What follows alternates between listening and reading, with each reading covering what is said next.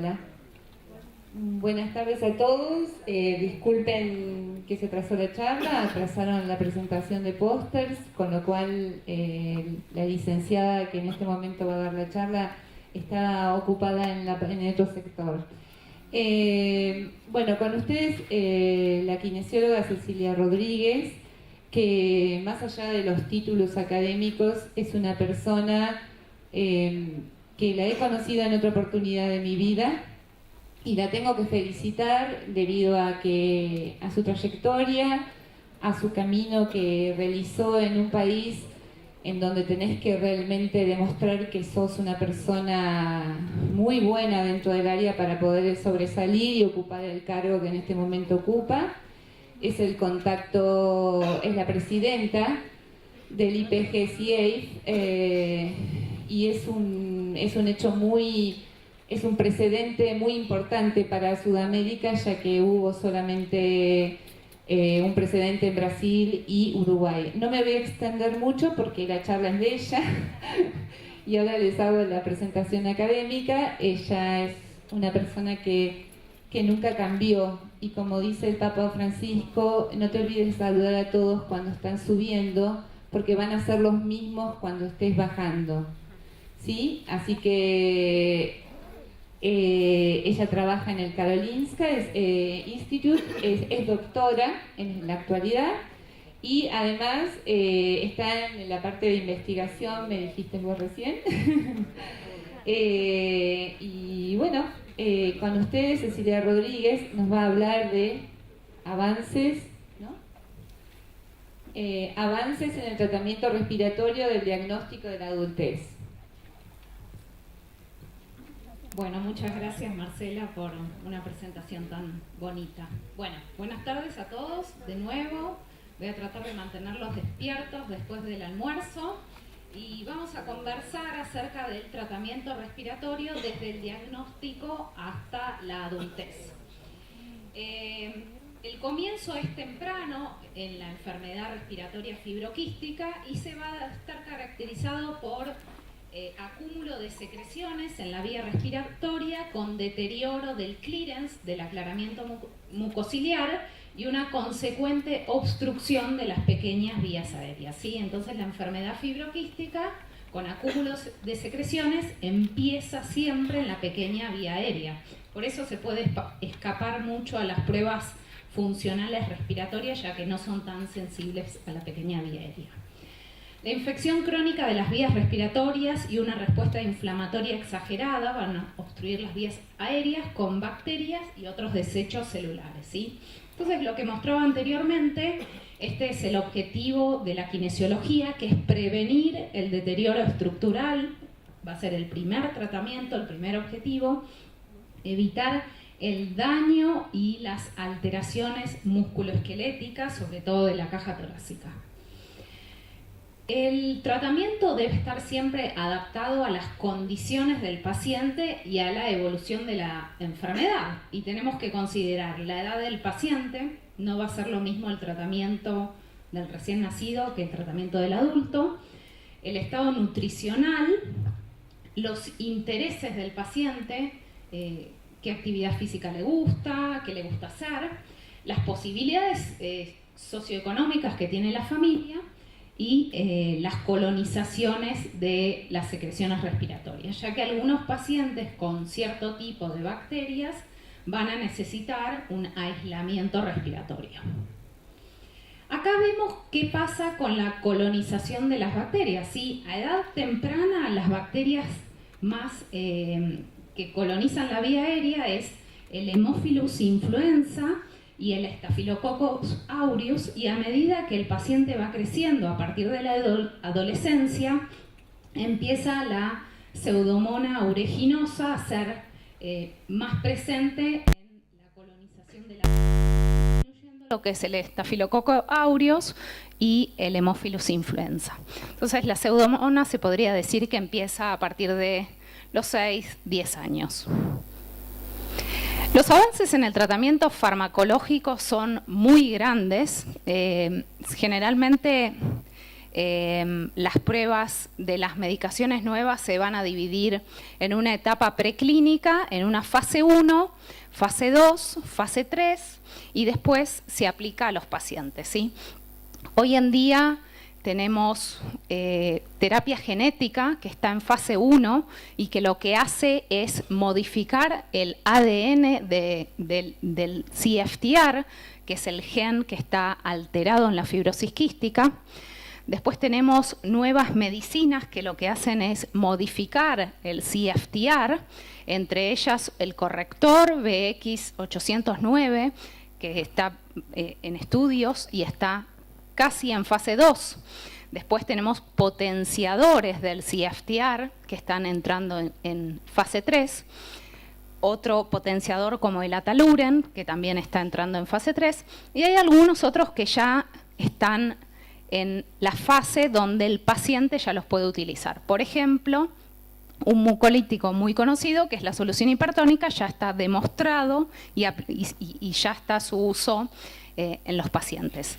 Hay algunos otros que están en fase 3 y fase 2, por ejemplo el bronquitol, y hay otro estudio donde también, el estudio MOLI, donde se está utilizando una sustancia también para utilizarla como mucolítico, que también está en fase 2.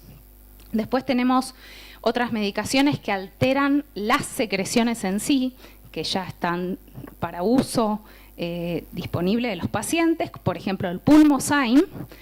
Después tenemos otras medicaciones, las medicaciones antiinflamatorias, el ibuprofeno, que ya se puede utilizar con los pacientes, y hay otros, por ejemplo, que están en fase 2 o fase 1, que lo que hacen van a disminuir la respuesta inflamatoria que hay en la vía respiratoria del paciente con FQ.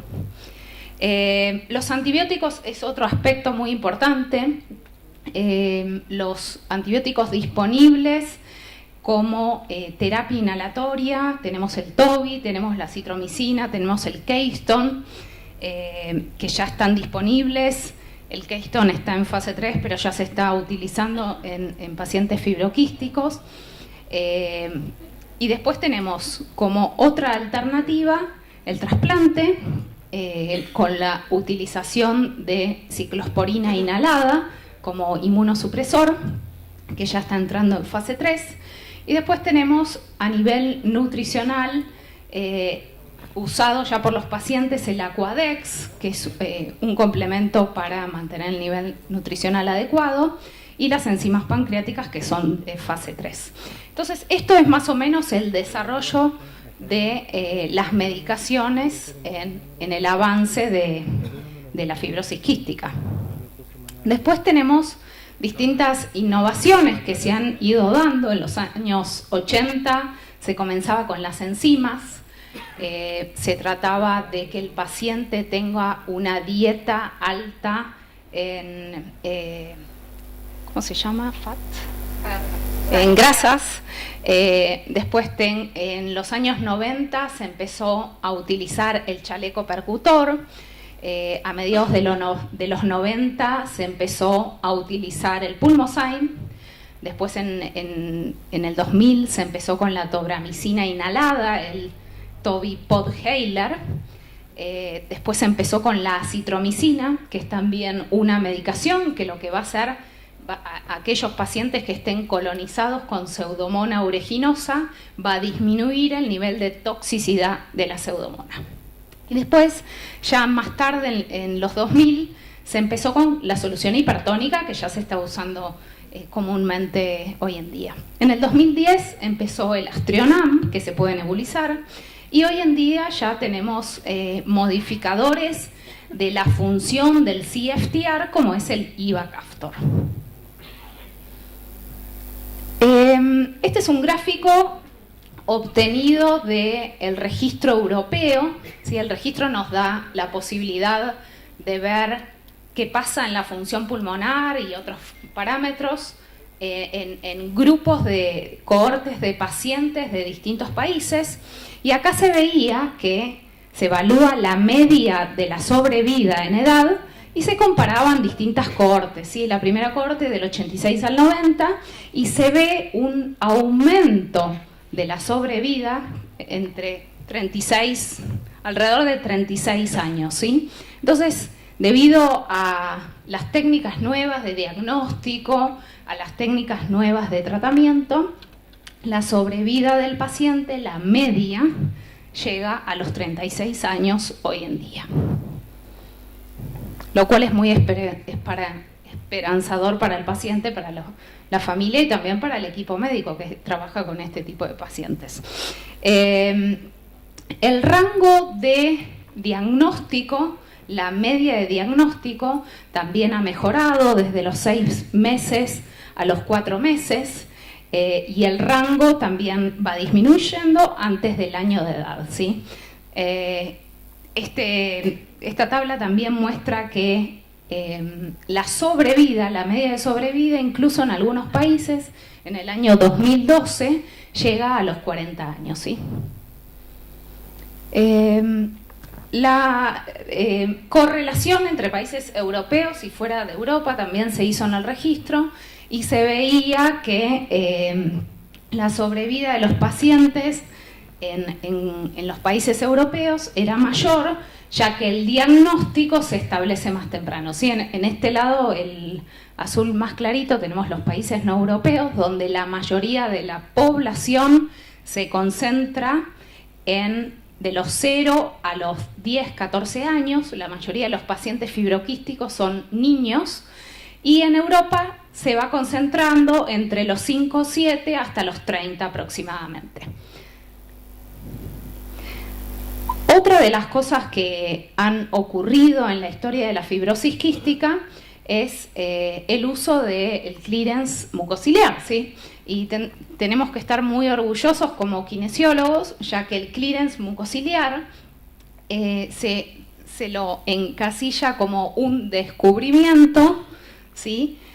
Y se aparece mucho antes que otras terapias como la inhalación de tobramicina, como el trasplante pulmonar, etc. ¿Sí? El clearance mucociliar, empezado a edad temprana, va a mejorar la sobrevida. Los avances en el tratamiento kinésico se han ido cambiando a pasos agigantados. Se pasó desde el tratamiento pasivo, donde el paciente estaba sentado o acostado y se utilizaban técnicas pasivas de kinesiología como que la percusión o el drenaje postural, a tratamientos mucho más activos. En esta foto es una paciente con fibrosis quística corriendo una maratón en Pittsburgh, en Estados Unidos, ¿sí? Entonces se pasó de una pasividad a una actividad, y eso es una de las cosas que ha mejorado la sobrevida. La terapia de higiene bronquial se debe dar siempre, incluso en las exacerbaciones o cuando el paciente está en su estado normal de la enfermedad. Y siempre tiene que estar acompañado del ejercicio físico. Se veía en todas las charlas que dimos anteriormente que el ejercicio físico es un protector pulmonar. El ejercicio físico lo que hace es disminuir el deterioro de la función pulmonar y retardar ese deterioro. En esta publicación de Flum del año 2009 se recomiendan los distintos métodos de tratamiento, como el drenaje postural, la máscara PEP, el ciclo activo, el drenaje autogénico, la presión positiva oscilatoria, el chaleco, el ejercicio, y cómo debe ser recomendado a cada paciente. Después el autor escribe y comenta que ¿cuál método es más efectivo que el otro, ¿no? Sí, es una pregunta que muchas veces ustedes como kinesiólogos van a recibir de los padres o incluso mismo del paciente. ¿Cuál es el método más efectivo para hacer kinesiología respiratoria? Bueno, el método más efectivo no se sabe cuál es, porque todas las técnicas son efectivas, pero el método más efectivo va a ser aquel en el que el paciente tenga más adherencia. Y se considera el tratamiento de terapia de higiene bronquial como una parte vital del tratamiento de los pacientes con fibrosis quística. Las terapias de higiene bronquial, lo que decía anteriormente, tienen efectos a corto plazo, aumentando el transporte de secreciones, pero todavía no hay datos suficientes para llegar a conclusiones sobre los efectos a largo plazo, ¿sí? La mayoría de los estudios son estudios a corto plazo, ¿sí? Donde no se veía qué efecto tiene sobre la función pulmonar. Sin embargo, la falta de evidencia no significa falta de beneficio, ¿sí? Este es un estudio publicado por Hess en el año 2001, donde comentaba que incluso si no hay una evidencia fuerte demostrada, una evidencia grado A, hay beneficio para el paciente, ¿sí? Porque moviliza sus secreciones, porque puede tolerar el ejercicio físico, se siente más activo y se va a sentir mejor. En general, como decía anteriormente, no existe una terapia de higiene bronquial que haya demostrado ser superior a otra, sino que va a ser la mejor adaptada e individualizada para ese paciente. Las prescripciones de la terapia de higiene bronquial deben estar individualizadas sobre los factores tales como edad, preferencia del paciente y efectos adversos y eventos adversos. Por ejemplo, un paciente internado por una exacerbación que requiere antibiótico-terapia, quizás el ejercicio físico en combinación con la inhalación o terapia de higiene bronquial no va a estar tan recomendado en forma activa para realizar el tratamiento que, por ejemplo, el paciente en su estado normal de la enfermedad. Lo mismo con pacientes pediátricos, ¿sí? A veces es muy difícil lograr hacer la inhalación porque rechazan, porque no quieren. Bueno, hay que tratar de a poco introducir el tratamiento al paciente para hacerlo en forma continua y regular. Bueno, el ejercicio aeróbico se recomienda para los pacientes con fibrosis quística como una terapia coadyuvante, ¿sí? Como una terapia complementaria para la depuración de las vías respiratorias y por los beneficios en la salud en general, a nivel de masa ósea, a nivel de tolerancia al ejercicio. ¿Cuándo iniciar la terapia de higiene bronquial? Bueno, la presencia, como decía anteriormente, de secreciones se va a dar a edad temprana, lo que hace que el tratamiento debe ser instaurado en los primeros meses de vida en el diagnóstico, ya que se veía en los estudios de adherencia al tratamiento que si el paciente empezaba con el tratamiento en forma temprana, cuando el diagnóstico, la adherencia al tratamiento, a la fisioterapia respiratoria, va a ser mejor que aquel paciente que empieza más tarde.